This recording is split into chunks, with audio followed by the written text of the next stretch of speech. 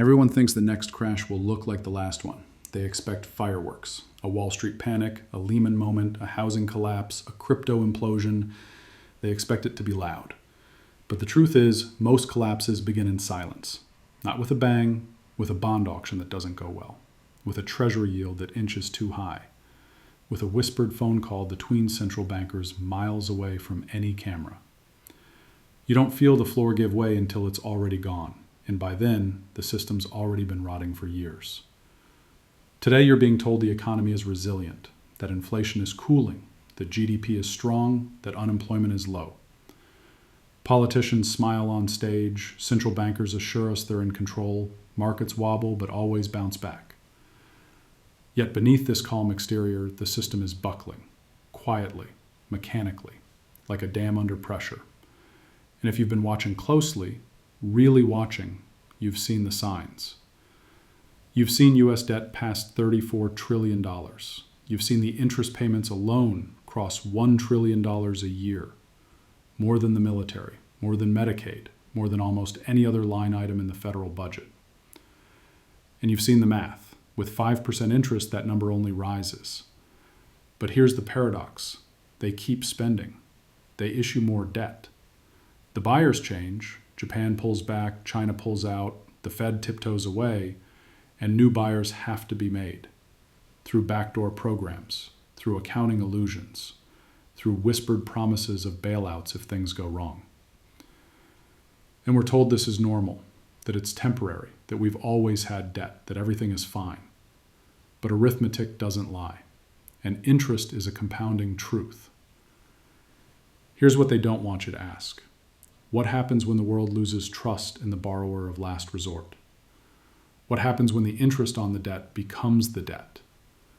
What happens when investors say, no thanks, we'd rather buy gold, or farmland, or oil, or anything not backed by empty promises?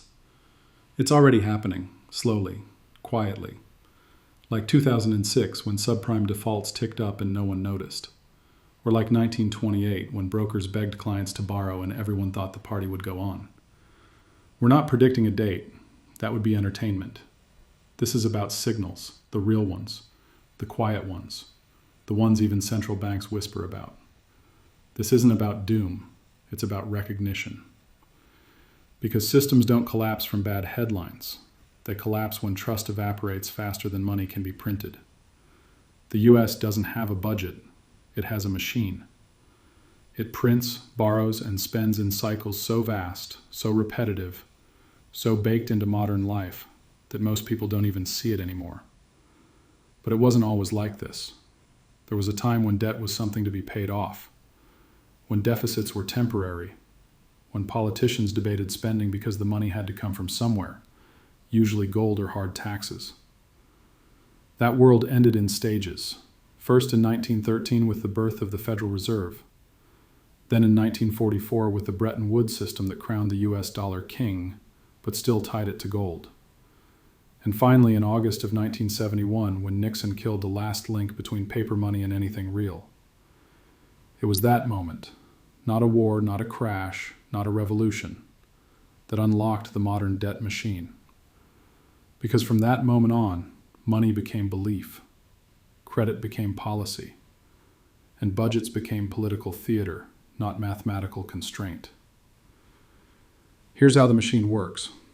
When the U.S. government wants to spend more than it earns in taxes, which it always does, it borrows.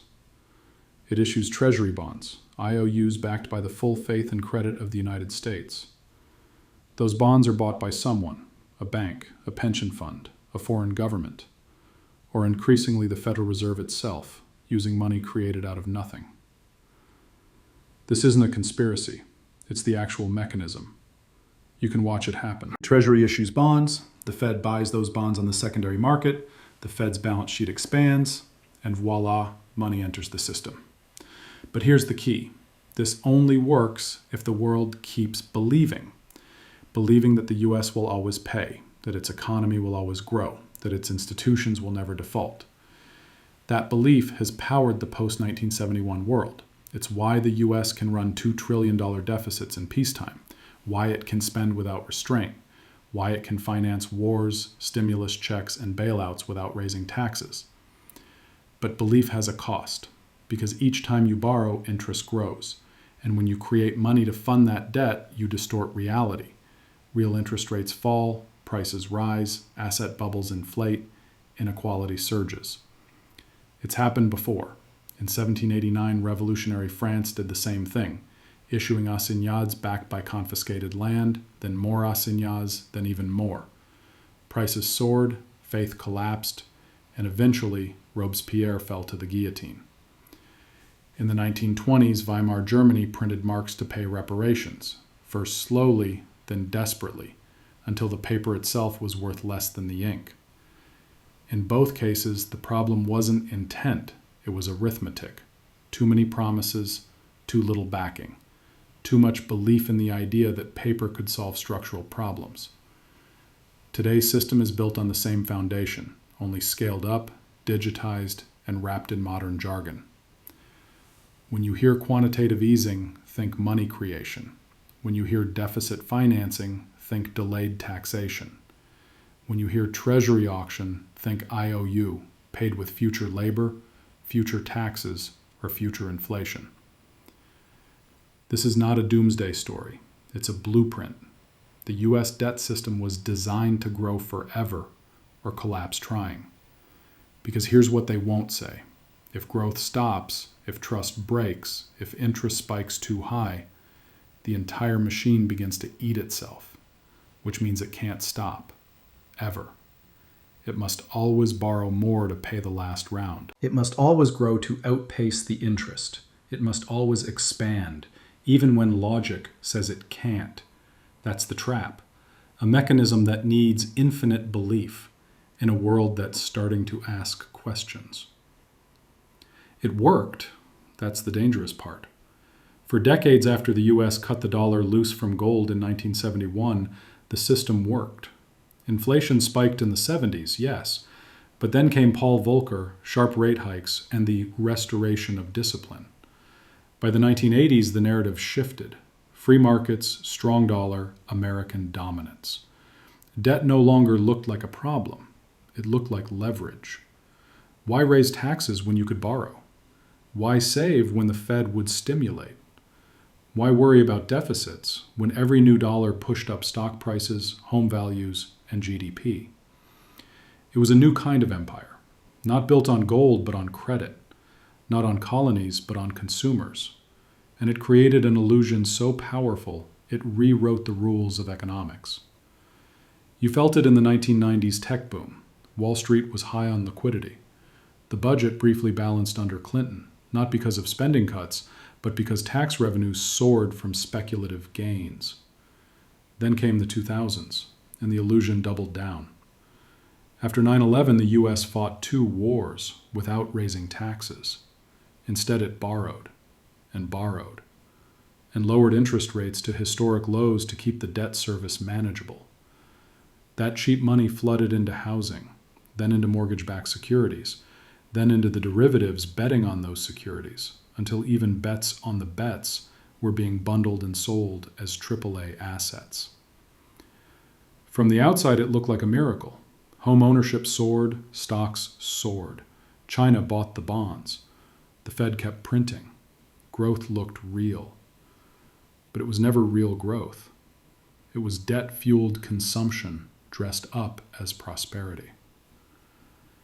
This is where belief did the heavy lifting.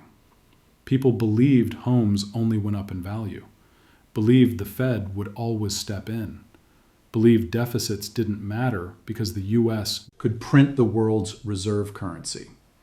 They pointed to Japan, a country with debt over 200% of GDP, but no crisis, and said, see, it works.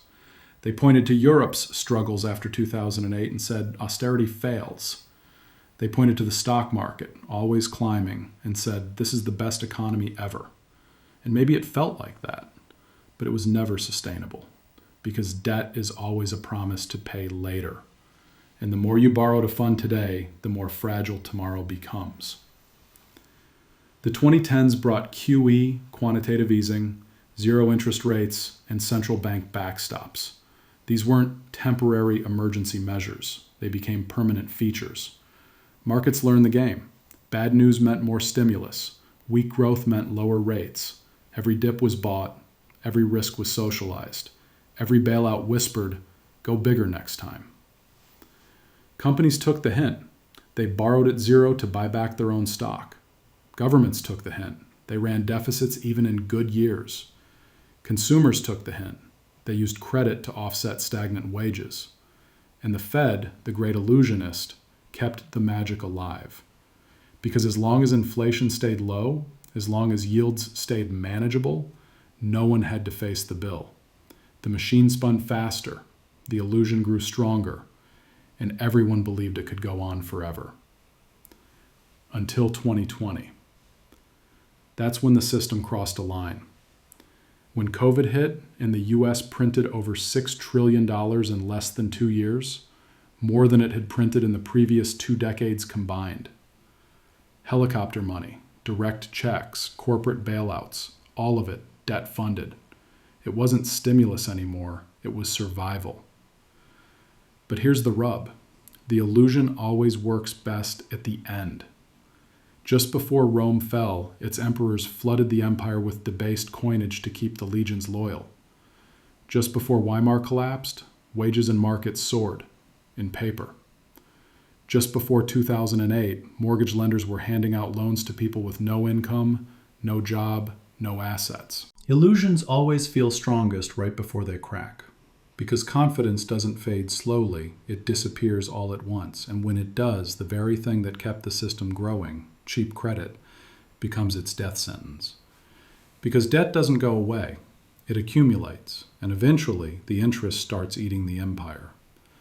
If you've ever wondered how growth could feel so real, yet be so fragile, drop a comment below. I see the illusion now.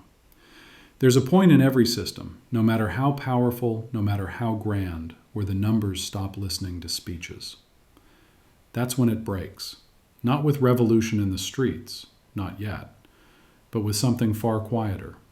A missed bond auction, a silent sell-off, a rating downgrade no one talks about on TV. A rise in yields that looks small until it compounds into billions. That's where we are now.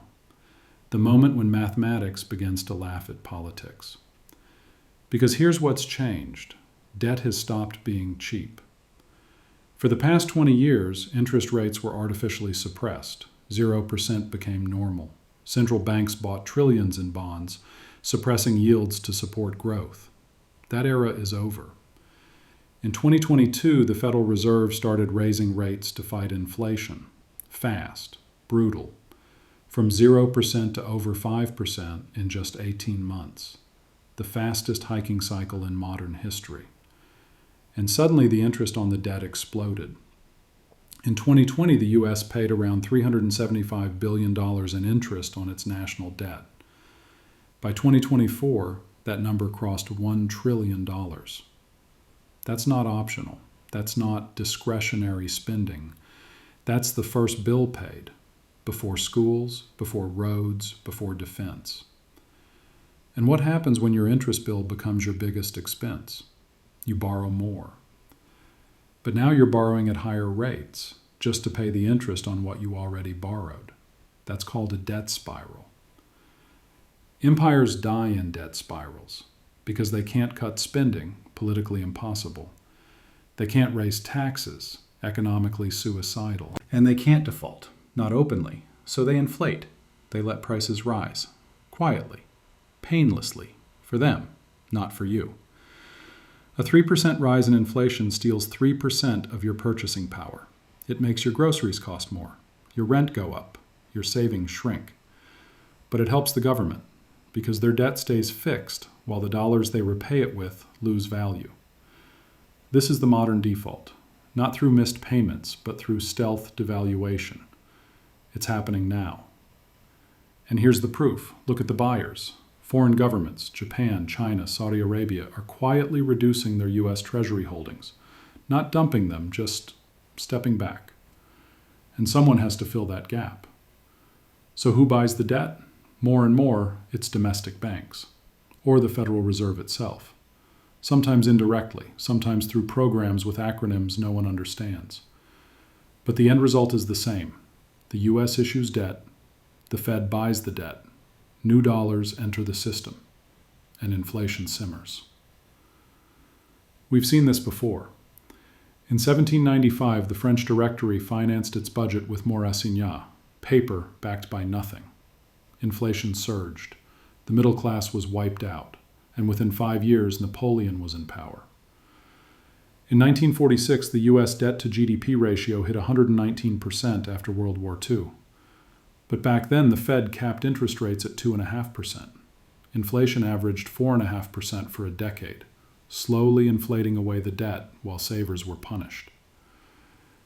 In 2025, we're watching the same mechanism, but on a much larger scale and with far less control.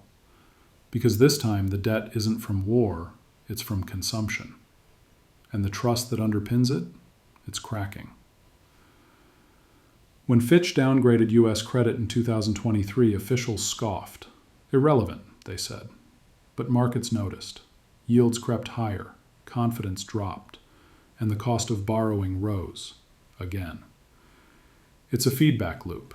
Debt leads to higher interest, which leads to more debt, which leads to higher inflation, which demands higher rates, which causes more debt. Arithmetic, not ideology. And politicians, they still make speeches. They talk about growth, about innovation, about climate spending or defense or social programs. But no one talks about the denominator, the cost of money itself. That's the silence before the storm.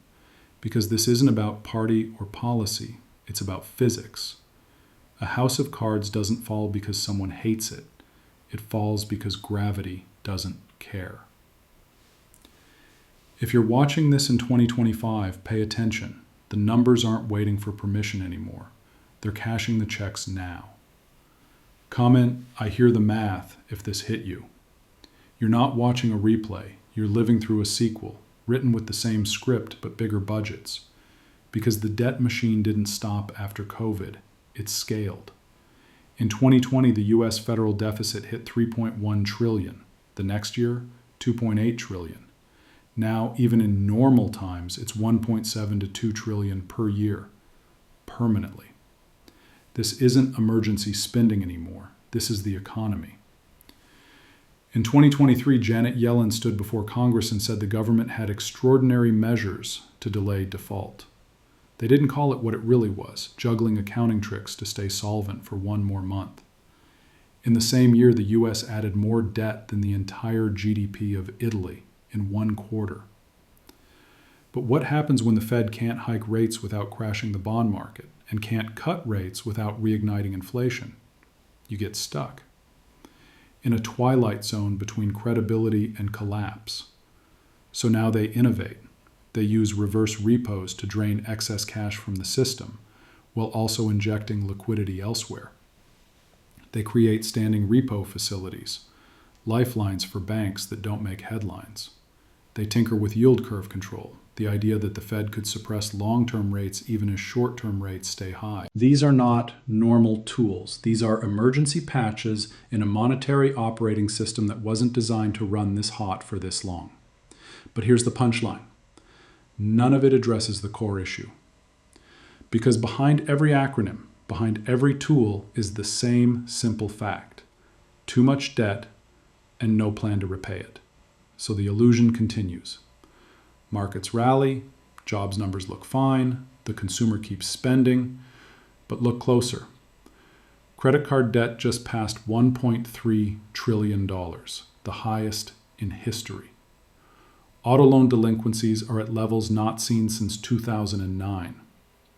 Commercial real estate, office buildings in San Francisco and New York are defaulting, not because no one wants them, but because the interest costs are now unbearable.